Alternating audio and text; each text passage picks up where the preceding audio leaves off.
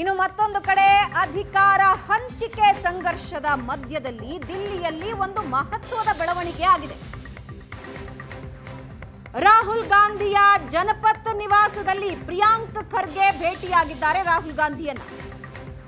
ರಾಹುಲ್ ಗಾಂಧಿನ ಭೇಟಿಯಾಗಿ ಚರ್ಚೆ ನಡೆಸಿದ್ದಾರೆ. ಸುಮಾರು ಒಂದು ಗಂಟೆಗೂ ಹೆಚ್ಚು ಕಾಲ, ಒಂದೂವರೆ ಗಂಟೆಗಳ ಕಾಲ ಉಭಯ ನಾಯಕರು ಮಾತಾಡಿದ್ದಾರೆ. ಇಬ್ಬರು ನಾಯಕರು ಮಾತಾಡಿದ್ದಾರೆ. ರಾಜ್ಯ ರಾಜಕೀಯದಲ್ಲಿ ಏನೇನಾಗ್ತಾ ಇದೆ ಅನ್ನೋದರ ಬಗ್ಗೆ ರಾಹುಲ್ ಗಾಂಧಿ ಮಾಹಿತಿ ಪಡೆದಿದ್ದಾರೆ. ಈಗಾಗಲೇ ಬಿಕೆ ಹರಿಪ್ರಸಾದ್ ಅವರು ಹೋಗಿ ಇಲ್ಲಿಯ ರಿಪೋರ್ಟ್ ಕಾರ್ಡ್ ಕೊಟ್ಟು ಬಂದಿದ್ದಾರೆ. ಏನೇನಾಗ್ತಾ ಇದೆ ರಾಜ್ಯದಲ್ಲಿ, ಯಾವ ಬಣದಲ್ಲಿ ಏನೇನಾಗ್ತಾ ಇದೆ ಅನ್ನೋದರ ಮಾಹಿತಿನ ಹೈಕಮಾಂಡ್ ಈಗಾಗಲೇ ಕಲೆಕ್ಟ್ ಮಾಡ್ಕೊಳ್ತಾ ಇದೆ.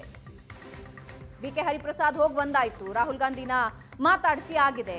ಪ್ರಿಯಾಂಕ್ ಖರ್ಗೆ 1 ಗಂಟೆಗೂ ಹೆಚ್ಚು ಕಾಲ ಕೂತು ಮಾಹಿತಿ ಕೊಟ್ಟು ಬಂದಿದ್ದಾರೆ.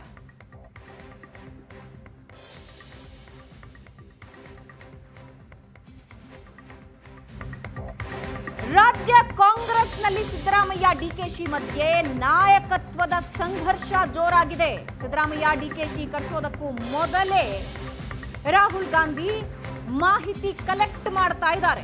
ಪ್ರಿಯಾಂಕ್ ಖರ್ಗೆ ಜೊತೆ ಸಂಘರ್ಷದ ಬಗ್ಗೆ ಮಾಹಿತಿ ಪಡ್ಕೊಂಡಿದ್ದಾರೆ. ಏನಾಗ್ತಾ ಇದೆ ರಾಜ್ಯದಲ್ಲಿ, ಯಾವ್ಯಾವ ಬಣ ಏನೇನು ಮಾತಾಡ್ತಾ ಇದೆ, ಏನೇನು ಪ್ಲಾನ್ ಮಾಡ್ತಾ ಇದೆ.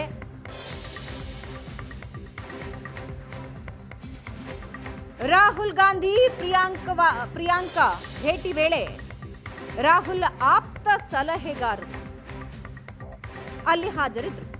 ಕರ್ನಾಟಕದ ಬೆಂಗಳೂರು ಮೂಲದ ಶ್ರೀವತ್ಸ ರಾಹುಲ್ ಆಪ್ತ ಸಲಹೆಗಾರರು.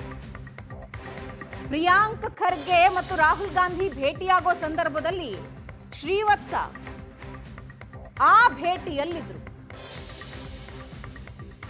1 ಗಂಟೆಗೂ ಹೆಚ್ಚು ಕಾಲ ಈ ಮೀಟಿಂಗ್ ನಡೆದಿದೆ. ರಾಜ್ಯದ ರಾಜಕಾರಣದಲ್ಲಿ ಕುರ್ಚಿ ಕಾದಾಟದಲ್ಲಿ ಏನೇನಾಗ್ತಾ ಇದೆ ಅನ್ನೋದ್ರ ಬಗ್ಗೆ ಇನ್ಫಾರ್ಮೇಶನ್ ಪಡೆದುಕೊಳ್ತಾ ಇದೆ ಹೈಕಮಾಂಡ್. ಅದರಲ್ಲೂ ರಾಹುಲ್ ಗಾಂಧಿ ಪಡ್ಕೊಳ್ತಾ ಇದ್ದಾರೆ. ಬಿಕೆ ಹರಿಪ್ರಸಾದ್ ಕರೆಸಿ ಮಾತಾಡಿ ಆಗಿದೆ.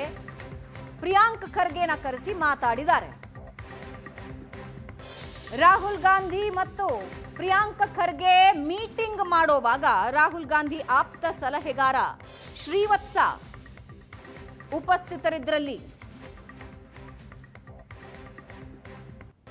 ಇದಾದ ಮೇಲೆ ಸಂಧಾನಕ್ಕೆ ವೇದಿಕೆ ರೆಡಿ ಮಾಡ್ಕೊಳ್ತಾರೆ. ಯಾವತ್ತು? ನವೆಂಬರ್ 29ನೇ ತಾರೀಕು. ಇದರಲ್ಲಿ ಯಾವ ಬಣದ ಬಲಾಬಲ ಎಷ್ಟು, ಸಾಧ್ಯತೆಗಳು ಏನು, ಶಾಸಕರ ಬಲ ಏನು, ಇಂಪ್ಯಾಕ್ಟ್ಗಳು ಏನಿರುತ್ತವೆ, ಯಾವ ನಿರ್ಧಾರದಿಂದ ಏನು ಇಂಪ್ಯಾಕ್ಟ್ ಎಲ್ಲಾನು ಹೈಕಮಾಂಡ್ ಯೋಚನೆ ಮಾಡ್ತಾ ಇದೆ.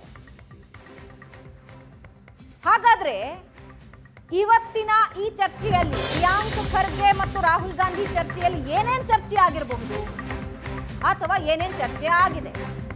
ಅಧಿಕಾರ ಹಂಚಿಕೆ ಸಂಘರ್ಷದ ಬಗ್ಗೆ ಎಲ್ಲ ಸಾಧ್ಯತೆಗಳನ್ನ ಪರಿಶೀಲನೆ ಮಾಡಿದ್ದಾರೆ. ಪಾಸಿಬಿಲಿಟೀಸ್,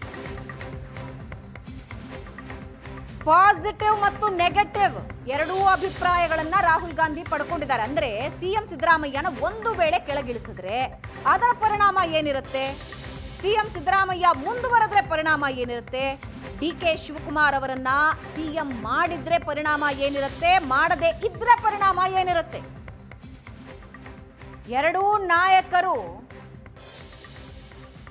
ಇಬ್ಬರು ಬಣದ ಸ್ಟ್ರಾಂಗೆಸ್ಟ್ ನಾಯಕರು ಯಾರನ್ನೂ ಈಗ ಆಗಲ್ಲ, ನಿರ್ಲಕ್ಷ್ಯ ಅಂತ ಮಾಡೋ ಹಾಗಿಲ್ಲ.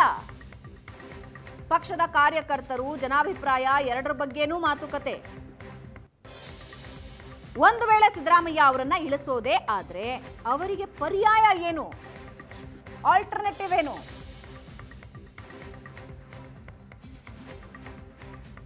ಇನ್ನು ಸಿಎಂ ಸಿದ್ದರಾಮಯ್ಯ ಅವರನ್ನ ಸೈಲೆಂಟ್ ಆಗಿ ಬಿಡೋದಕ್ಕೆ ಸಾಧ್ಯ ಇಲ್ಲ.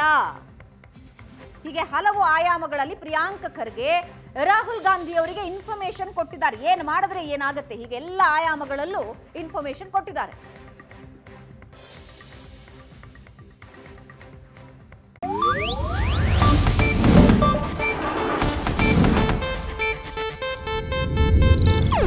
ಇದು ಏಷ್ಯಾನೆಟ್ ನ್ಯೂಸ್ ನೆಟ್ವರ್ಕ್ ಪ್ರಸ್ತುತಿ.